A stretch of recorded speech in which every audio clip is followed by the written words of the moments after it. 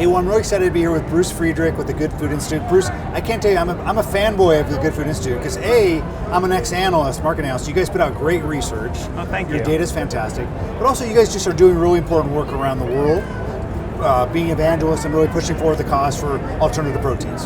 That's very kind of you, Mike. I'm a big fan of the spoon. Really appreciate the partnership. Delighted to be here at CES. Yeah, and when I thought of a future of meat panel at CES, I thought I had to get Bruce Friedrich because I think it's important that we're talking about the future of proteins and alternative meat at the biggest tech show in the world, because I think food is as a technology, food is a platform, and I think there's really no more important conversation about than how do we replace factory farmed meat and how do we kind of do away with that and look at new alternatives. Yeah, technology is about thinking about new ways to do things that have become antiquated, and it's hard to imagine anything that's become more antiquated than the way that we produce meat and dairy and eggs today. So very excited that the spoon is leading the way, and a whole sort of section on food at CES. That's a watershed, very exciting. Cow 1.0 had a good run. It's been like a couple million years at this point. I don't know how long we've been eating cows, but like the most interesting, the area I look at the most in the future of meat, I'm really fascinated by cultivated meat.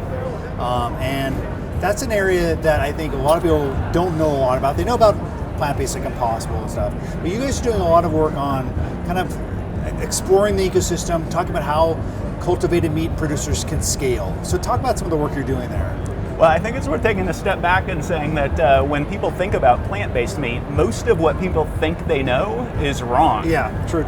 So it's pretty fascinating. GFI has existed for, I guess, a little over 6 years. Okay. And what we assumed we knew about plant-based and cultivated meat when we first started getting going, and what we assumed about the technology, has been largely true on the cultivated meat side. Like the 4 critical technology elements were clear. The technological readiness assessment wasn't at all clear, but on plant-based, we just keep learning sort of new things on almost a daily basis. And then there's also microbial fermentation. Right. Most people think that, corn, and now our friends at Mycotechnology, people think that's plant-based, and it's not. It's microbial fermentation, which is kind of a whole new area.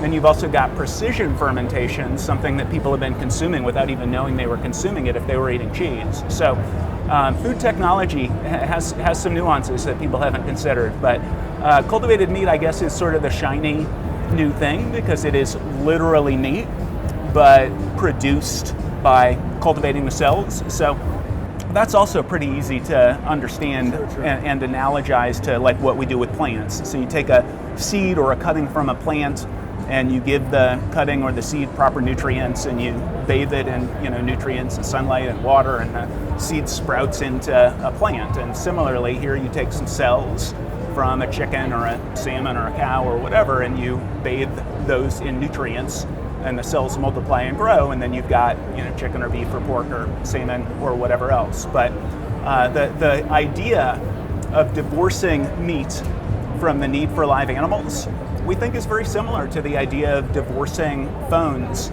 from the need for cords, or divorcing cameras from the need for analog film.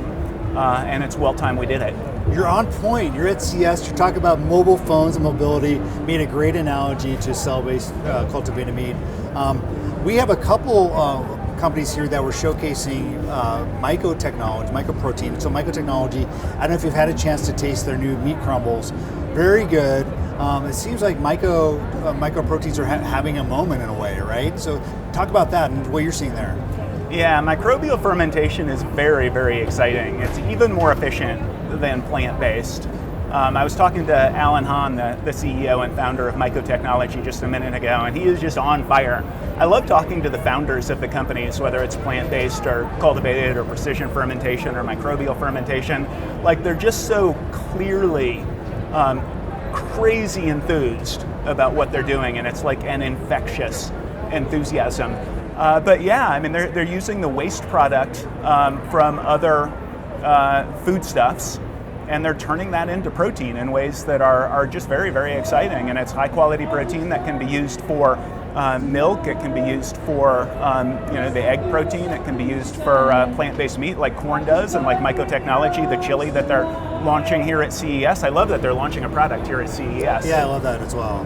Great. Well, Bruce, I would encourage anyone who a lot of you have probably heard of Bruce. You probably listen to him on a podcast or see him interviewed somewhere. If you haven't checked out gfi.org and their research resources, it's a wealth of information. I read it all the time. So, Bruce, thank you for all you do for the industry. I appreciate it. Thank you very much, Mike. Love the spoon. Really appreciate your partnership. Thanks.